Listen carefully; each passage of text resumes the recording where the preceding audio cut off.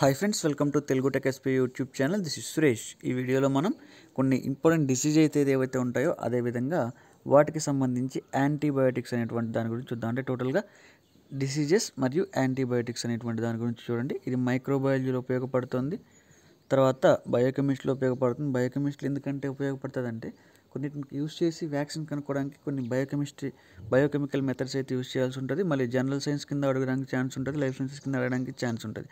Maximum చాలా topics అయితే cover అవుతాయి. ఒకసారి వినండి. ఆధునిక వైద్య శాస్త్ర పురోగతిలో యాంటీబయోటిక్స్ ఆవిష్కరణ ఒక విప్లవాత్మకమైనటువంటి మలుపు. అయితే క్షయ అంటే నథింగ్ బట్ టీబీ. క్షయ, టైఫాయిడ్, కలరా, న్యూమోనియా, డీసెంట్రీ అంటే ఇది అతిసార వ్యాధి అంటారు కదా అది, మరియు డిప్తీరియా లాంటి వ్యాధులను అరికట్టడంలో యాంటీబయోటిక్స్ ఎంతో కీలక పాత్ర పోషించాయి. ఇదంతా ఏంటి సార్ మాకు సోది అనుకుంటున్నారా? ఇప్పుడు మీకు ఏమంటే ఒకసారి చూడండి. క్షయ, టైఫాయిడ్, కలరా, న్యూమోనియా, డీసెంట్రీ, డిప్తీరియా లాంటి వ్యాధులకి యాంటీబయోటిక్ ఉందా లేదా అని అడుగుతారు. ఇన్ని వ్యాధులు లేకపోయినా ఇట్లా ఒకటి పికప్ చేసి దీనికి యాంటీబయోటిక్ ఉందా లేదా, ఉంటే దీని యాంటీబయోటిక్ నేమ్ ఏంటి, ఇట్లా అడుగుతారు. సో మన ఛానల్లో చెప్పేటువంటి ఎవరి క్వశ్చన్కి అయితే రీజన్ ఉంటుంది. నెక్స్ట్, వీటి ఆవిష్కరణలో మొండి వ్యాధుల నుండి మానవాళికి రక్షణ లభించడమే కాకుండా ఆయుష్ కూడా పెరిగి ఉపయోగపడుతుంది. ఎక్కడ పెరిగిందని ఇచ్చారు. ఒక విధంగా యాంటీబయోటిక్స్ మనందరికీ ఒక రకమైనటువంటి అమృత గుళికలే. యాంటీబయోటిక్స్ అనేటువంటివి ఒక విధంగా చెప్పాలంటే మనందరికీ బాగా యూస్ఫుల్ అవుతాయని చెప్పచ్చు. నెక్స్ట్, బ్యాక్టీరియా అంటే వృక్ష జాతికి సంబంధించిన ఏకకణజీవులే. బ్యాక్టీరియా అంటే ఏంటి? వృక్ష జాతికి సంబంధించినటువంటి ఏకకణజీవులే అంట. యాంటీబయోటిక్స్, యాంటీ బయో అనేటువంటి రెండు పదాల కలయిక. కొన్ని జీవాలు అంటే బయో అంటే లైఫ్ అంటారు కదా, అది వీటికి వ్యతిరేకంగా అంటే యాంటీ అంటే వ్యతిరేకంగా అని వ్యవహరించేటువంటి పదార్థాలే యాంటీబయోటిక్స్. అంటే కొన్ని జీవాలు ఏవైతే ఉంటే వాటికి వ్యతిరేకంగా ప్రవర్తించేటువంటి పదార్థాలని యాంటీబయోటిక్స్ అంటారు. విచిత్రం ఏంటంటే బ్యాక్టీరియాకు విషంలాగా పనిచేసే ఈ రసాయనిక పదార్థాలు బ్యాక్టీరియా నుంచి తయారైనవే. ఇది మీకు ఇమ్యూన్ సిస్టంలో వెళ్తే వస్తుంది. ఇమ్యూనిటీ గురించి డీప్గా వెళ్తే మీకు ఈ బ్యాక్టీరియా అటువంటి దాని గురించి అయితే రావడానికి ఛాన్సెస్ ఉంటాయి. ఎట్లా పనిచేస్తుందంటే ఒక బ్యాక్టీరియా ఏదైతే ఉంటుందో దానికి విషంలాగా పనిచేసేటువంటి రసాయనిక పదార్థాలు అంటే కెమికల్ మెటీరియల్స్ ఏవైతే ఉంటాయో ఇవి కూడా బ్యాక్టీరియా నుంచి తయారు చేసినటువంటివే.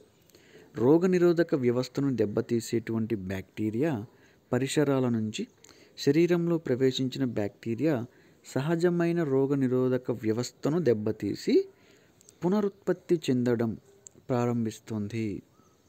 బ్యాక్టీరియా పునరుత్పత్తి చెందడం ఏ విధంగా ప్రారంభిస్తున్నటువంటిది ఒకసారి చూడండి. మళ్ళీ రోగనిరోధక వ్యవస్థను దెబ్బతీసేటువంటి బ్యాక్టీరియా పరిసరాల నుంచి శరీరంలో ప్రవేశించిన బ్యాక్టీరియా సహజమైనటువంటి రోగనిరోధక వ్యవస్థ ఏదైతే ఉంటుందో దీనిని దెబ్బతీసేసి పునరుత్పత్తి చెందడం ప్రారంభిస్తుంది.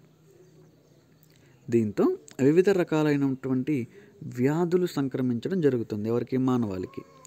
బ్యాక్టీరియా ఉత్పత్తి చేసేటువంటి రసాయనాల వలన శరీరంలో అవయవాలకు హాని జరుగుతుంది. బ్యాక్టీరియా కొన్ని కెమికల్స్ అయితే ప్రొడ్యూస్ చేసి అది బాడీలోకి రిలీజ్ చేస్తుంది. ఆ రిలీజ్ చేసినప్పుడు ఏం జరుగుతుంది? మన బాడీలో కొన్ని డ్యామేజెస్ అయితే వస్తాయి. అంటే కొన్ని టిష్యూస్ డ్యామేజ్ అవుతాయి. అంటే ఎగ్జాంపుల్ తీసుకోండి, ఒక స్నేక్ పాయిజన్ ఉంటుంది. స్నేక్ పాయిజన్ బాడీలోకి వెళ్ళినప్పుడు ఏం జరుగుతుంది? ఒక స్నేక్ ఎవరైనా బైట్ చేసింది అనుకోండి, ఏమవుతుంది? మెయిన్గా కొన్ని స్నేక్స్ వచ్చేసి సిఎన్ఎస్ మీద ఎఫెక్ట్ చూపిస్తాయి. అంటే సెంట్రల్ నర్వస్ సిస్టమ్ ఉంటుంది కదా, దీని మీద కొట్టేస్తాయి. అంటే ఏం జరుగుతుంది? ఆ సెంట్రల్ నర్వస్ సిస్టమ్ అనేటువంటి డ్యామేజ్ అయిపోయి ఆ పర్సన్ అనేటువంటిది ఎక్కడ వరకు వెళ్తుంది? అంటిల్ డెత్ వరకు వెళ్తుంది. కానీ ఇది వెరీ షార్ట్ స్పాన్లో జరుగుతుంది స్నేక్ బైట్ ద్వారా. కానీ ఈ బ్యాక్టీరియా నుంచి జరిగేటువంటిది, వైరస్ నుంచి జరిగేటువంటివి, ప్రోటోజోవాస్ నుంచి జరిగేటువంటివి, తర్వాత కొన్ని మైట్స్ నుంచి జరిగేటువంటివి ఏ విధంగా ఉంటాయంటే ఒక స్లో పాయిజన్ లెక్క అని చెప్పొచ్చు. అంటే ఇది సింపుల్ టెక్నాలజీ చెప్తున్నాను. అంటే అన్నిటికీ స్లో పాయిజన్ కాదు, అంటే అర్థమయ్యేటువంటి విధానంలో ఇది చెప్తున్నాను. స్లో పాయిజన్ లాగా పనిచేస్తాయి. అయితే విషయం నెక్స్ట్, బ్యాక్టీరియా ఉత్పత్తి చేసేటువంటి రసాయనాల వలన శరీరంలో అవయవాలకు హాని జరుగుతుంది. అంటే మనకు బాడీకి సంబంధం లేనటువంటి కెమికల్స్ ఏవైనా మన బాడీలోకి ఎంటర్ అయినప్పుడు ఏం జరుగుతుంది? సరే ఎగ్జాంపుల్ మెడిసిన్సే తీసుకోండి. మ్యాక్సిమం ప్రతి మెడిసిన్కి కూడా సైడ్ ఎఫెక్ట్ ఉంటుంది. దాదాపుగా అన్నీ అని చెప్పను, దాదాపుగా ప్రతి మెడిసిన్ సైడ్ ఎఫెక్ట్ ఉంటుంది. కానీ అది వారి బాడీని బట్టి డిసైడ్ అవుతుంది. ఇప్పుడు ఎగ్జాంపుల్ ఎక్కడ దాకా ఎందుకు, యాంటీబయాటిక్స్ తీసుకోండి. సెఫ్రాక్సిమ్ యాంటీబయాటిక్ విన్నారు కదా మీరు, టైఫాయిడ్కి వీటికి ఎక్కువ యూస్ చేస్తుంటారు. ఇది దీనికి సైడ్ ఎఫెక్ట్ ఏంటి? మెయిన్గా డయేరియా అంటారు. మోషన్ సైడ్ ఎఫెక్ట్స్ వస్తాయి.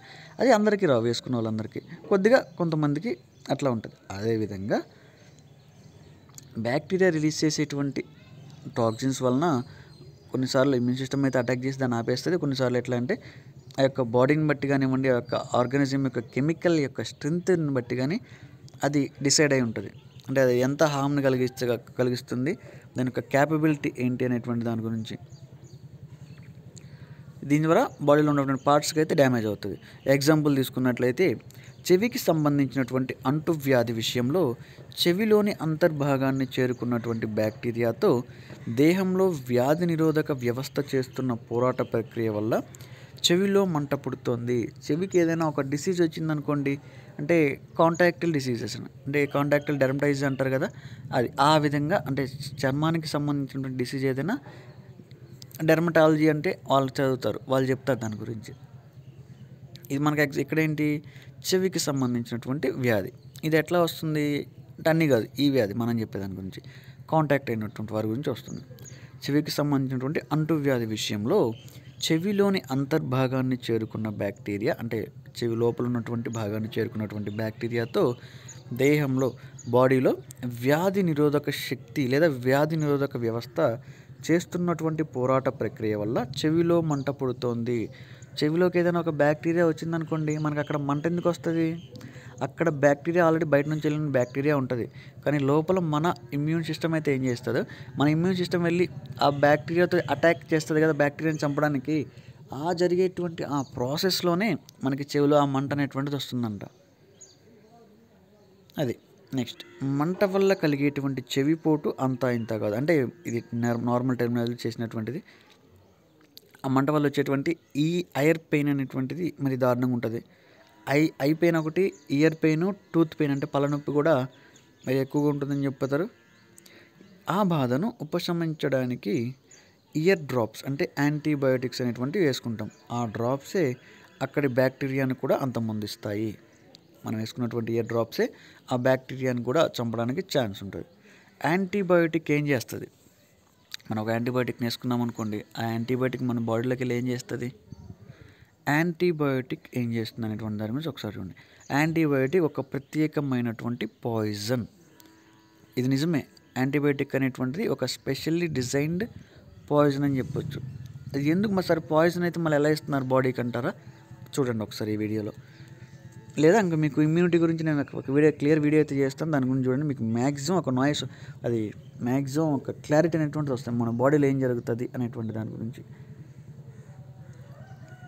యాంటీబయోటిక్ అనేటువంటిది ఒక ప్రత్యేకమైనటువంటి పాయిజన్. ఇది నిర్దేశించినటువంటి బ్యాక్టీరియాని చంపుతుందే కానీ మన దేహంలో జీవకణాలకు ఏ హాని కలిగించదు. ఇది క్లారిటీ. ఇది ఏం చేస్తుందంటే, మనం దేనికి యాంటీబయాటిక్ తీసుకున్నాం అనుకోండి, ఇప్పుడు టైఫాయిడ్ వచ్చిందా, టైఫాయిడ్కి సంబంధించి యాంటీబయాటిక్ తీసుకున్నామా, అదేం చేస్తుంది? ఆ టైఫాయిడ్కి సంబంధించినటువంటి ఆర్గానిజంనే చంపిద్ది. మిగతాలో బాడీలో ఉన్నటువంటి మిగతా సెల్స్ మీద దాని యొక్క యాక్టివిటీ అనేటువంటిది ఏముండదు. ఒక్కో రకం బ్యాక్టీరియాకు ఒక్కో రకం యాంటీబయాటిక్ విరుగుడు, అది సంగతి. అన్ని బ్యాక్టీరియాలకు కలిపి ఒకటే యాంటీబయాటిక్ అయితే పనిచేయదు. మళ్ళీ వీటిల్లో ఉంటుంది, ఫంగస్ ద్వారా వచ్చిందనుకోండి యాంటీ బ్యాక్టీరియల్ డ్రగ్ పనిచేయదు. వైరస్ ద్వారా వచ్చిందనుకోండి యాంటీ బ్యాక్టీరియల్ డ్రగ్ పనిచేయదు. బ్యాక్టీరియా ద్వారా వచ్చిందనుకోండి యాంటీ వైరల్ డ్రగ్ పనిచేయదు. బ్యాక్టీరియా ద్వారా వస్తే అదేవిధంగా యాంటీ ఫంగల్ డ్రగ్ కూడా పనిచేయదు. ఇట్లా anti viral, anti fungal, anti bacterial, ఇట్లా యాంటీబయాటిక్స్ యొక్క క్లాసిఫికేషన్ అనేటువంటిది డిఫరెన్షియేట్ చేయబడి ఉంటుంది. యాంటీబయోటిక్స్ ఎగ్జాంపుల్ తీసుకోండి మీరు, అంటే యాంటీ బ్యాక్టీరియల్ బయోటిక్స్, అంటే యాంటీ బ్యాక్టీరియల్కి ఏమేమి ఉంటాయి? అజిత్రోమైసిన్ కానివ్వండి, సెఫడాక్సిమ్ కానివ్వండి, లివోమాక్ కానివ్వండి, ఇవన్నీ కూడా యాంటీ బ్యాక్టీరియల్. మరి యాంటీ వైరల్కి సంబంధించి ఏమేమి ఉంటాయి? అసిక్లోవిర్ అంటారు. అంటే స్మాల్ పాక్స్ వచ్చిన వాళ్ళకు ఎక్కువ వాడుతుంటారు. అసిక్లోవిర్ కానివ్వండి, రోడోవిర్ కానివ్వండి, తర్వాత ఈ మధ్య కరోనా వైరస్ దాంట్లో కూడా వాడుతున్నారు. ఇవన్నీ కూడా దేనికి సంబంధించి, వైరల్కి సంబంధించినటువంటివి. ఫంగల్ ఇన్ఫెక్షన్కి సంబంధించినటువంటివి కూడా కొన్ని ఉంటాయి. క్లాట్రిమజాల్ అంటారు. క్లాట్రిమజాల్ కానివ్వండి, ఫ్లోకనాజాల్ కానివ్వండి, ఇవన్నీ కూడా ఫంగల్ ఇన్ఫెక్షన్కి సంబంధించినటువంటి యాంటీబయాటిక్స్. సో ఇది యాంటీబయాటిక్స్ యొక్క క్లాసిఫికేషన్ అనేటువంటిది ఈ విధంగా ఉంటుంది. ఇవి ఏం చేస్తాయంటే దేనికి అంటే వాటికి ఒక టార్గెట్ అనేటువంటిది ఉంటుంది. యాంటీ ఫంగల్ అనుకోండి, ఆ బాడీలో ఉన్నటువంటి ఫంగస్ మీద వీటి యొక్క టార్గెట్ ఉంటుంది. యాంటీ వైరల్ అనుకోండి, బాడీలో ఉన్నటువంటి వైరస్ మీద వీటి యొక్క టార్గెట్ ఉంటుంది. ఆ విధంగా ఇవి ఏం చేస్తాయంటే బాడీలోకి వెళ్ళినటువంటి ఆ వైరస్ని, స్పెసిఫిక్ ఫంగస్ని మాత్రమే డ్యామేజ్ చేస్తాయి. కొన్ని కేసెస్లో మన ఇమ్యూన్ సిస్టమ్ ఏం చేస్తుందంటే మన సెల్స్ మీదే దెబ్బతీస్తూ ఉంటుంది. అంటే మన ఇమ్యూన్ సిస్టమ్ రియాక్ట్ అయ్యి మన బాడీలో ఉన్నటువంటి టిష్యూస్ని డ్యామేజ్ చేస్తూ ఉంటుంది. దీన్ని ఏమంటారంటే ఆటో ఇమ్యూనిటీ అంటారు. ఒకసారి దీని గురించి తెలుసుకోండి. ఇవన్నీ ఇమ్యూనిటీ అంటే చాలా ఇంట్రెస్టింగ్ ఉంటుంది టాపిక్. మీరు ఒకసారి క్లియర్గా తెలుసుకోండి. అంటే మీరు ఒక యాంటీబయాటిక్ వేసుకున్నారనుకోండి, మీకు ఎలర్జీ వచ్చేసి మామూలుగా స్కిన్ పైన ఒక దద్దుర్లాగా వస్తాయి కదా, ఆ ఎలర్జీ వచ్చినప్పుడు మీరు ఒక అంటే లివోసిట్రిన్ ట్యాబ్లెట్ అయితే వేస్తారు మామూలుగా అది తగ్గడానికి. ఆ ట్యాబ్లెట్ వేస్తే బాడీలో ఏం జరుగుతుంది, ఎంత ప్రాసెస్ జరుగుతుంది అనేటువంటి దాని గురించి కూడా ఇమ్యూనిటీలో వస్తుంది మీకు. మీరు ఒకసారి ఆ ఇమ్యూనిటీ సిస్టమ్ అనేటువంటి చదువుకొని, లేదా మన దాంట్లో క్లాస్ అయితే చేద్దాం దాని గురించి. నెక్స్ట్, బ్యాక్టీరియా గ్లూకోజ్ను శక్తిగా మార్చే సామర్థ్యాన్ని యాంటీబయాటిక్ హరించడంతో వాటిలో పునరుత్పత్తి జరగక మరణిస్తాయి. ఏంటిది ఒకసారి మళ్ళీ చూడండి. బ్యాక్టీరియా గ్లూకోజ్ను శక్తిగా మార్చేటువంటి సామర్థ్యాన్ని యాంటీబయోటిక్ హరించడంతో వాటిలో పునరుత్పత్తి జరగక మరణిస్తాయి. ఈ యాంటీబయోటిక్ ఏం చేస్తాయి, బ్యాక్టీరియా ఏదైతే ఉంటుందో అది గ్లూకోజ్ని శక్తిగా మార్చుకుంటాయి. కానీ ఈ బ్యాక్టీరియా ఏం చేస్తుంది, ఆ గ్లూకోజ్ని యాంటీబయోటిక్ ఏం చేస్తుందంటే ఆ గ్లూకోజ్ని శక్తిగా మార్చుకునేటువంటి ఆ క్యాపబిలిటీని తగ్గిస్తుంది. ఆ క్యాపబిలిటీ తగ్గించినప్పుడు ఏం జరుగుతుంది, దీనికి పునరుత్పత్తి అనేటువంటి జరగదు. దాని ద్వారా ఏం జరుగుతుంది, అవి బ్యాక్టీరియా అనేటువంటి చనిపోతాయి. సో అప్పుడు ఏమవుతుంది, డిసీజ్ అనేటువంటిది క్యూర్ అవుతుంది.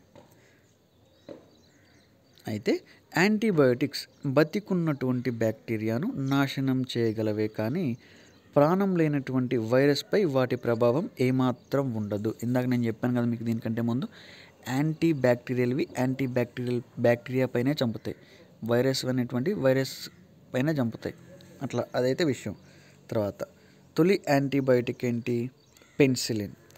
బ్రిటిష్ శాస్త్రజ్ఞుడు అలెగ్జాండర్ ఫ్లెమింగ్ అనేటువంటి ఆయన మొట్టమొదటి యాంటీబయోటిక్ని తయారు చేశారు. దీని గురించి నెక్స్ట్ యాంటీబయోటిక్స్ సంబంధించి పార్ట్ 2 వీడియో అనేటువంటి చూద్దాం. అది చాలా ఇంట్రెస్టింగ్గా ఉంటుంది. అంటే యాంటీబయోటిక్స్ అనేటువంటి మన జీవానికి సంబంధించి, మన బాడీకి సంబంధించినటువంటివి కాబట్టి ప్రతి ఒక్కరూ ఎగ్జామ్ పాయింట్ ఆఫ్ వ్యూలోనే కాకుండా జనరల్ లైఫ్లో కూడా తెలుసుకోవడానికి స్కోప్ ఉంటుంది, తెలుసుకోవడానికి చాలా అవసరం ఉంటుంది, మ్యాక్సిమం ఉపయోగపడుతుంది. ఒక సైన్స్ స్టూడెంట్గా ప్రతి ఒక్కరికి ఉపయోగపడుతుందని అనుకుంటున్నాను. దీనికి సంబంధించి పార్ట్ 2 వినేటువంటిది నెక్స్ట్ వీలైనంత త్వరగా అయితే పబ్లిష్ చేద్దాము. వీడియో మీ అందరికీ యూస్ఫుల్ అవుతుంది అనుకుంటున్నాను. నచ్చితే లైక్ చేయండి, యూస్ఫుల్ అనిపిస్తే ఖచ్చితంగా షేర్ చేయండి. ఎందుకంటే ఎగ్జామినేషన్ అనేటువంటి దగ్గరగా ఉంటుంది. ఇటువంటి వీడియోస్ మీరు ఇంకా చూడాలని అనుకోండి, మన ఛానల్ ఇప్పటివరకు ఇంకా మీరు సబ్స్క్రైబ్ చేసుకోకపోతే సబ్స్క్రైబ్ చేసుకోండి. పక్కన ఉన్నటువంటి బెల్ సింబల్ మీద ఆల్వేస్ అని చెప్పేసి క్లిక్ చేస్తే, దాని మీద క్లిక్ చేసి మీకు ఆల్వేస్ అని కనిపిస్తుంది. ఆల్వేస్ అని చెప్పి యాక్టివేట్ చేసుకుని నేను పోస్ట్ చేసినప్పుడు వీడియోస్ అనేవి మీకు నోటిఫికేషన్ ద్వారా వస్తుంది పైన. Thank you for watching.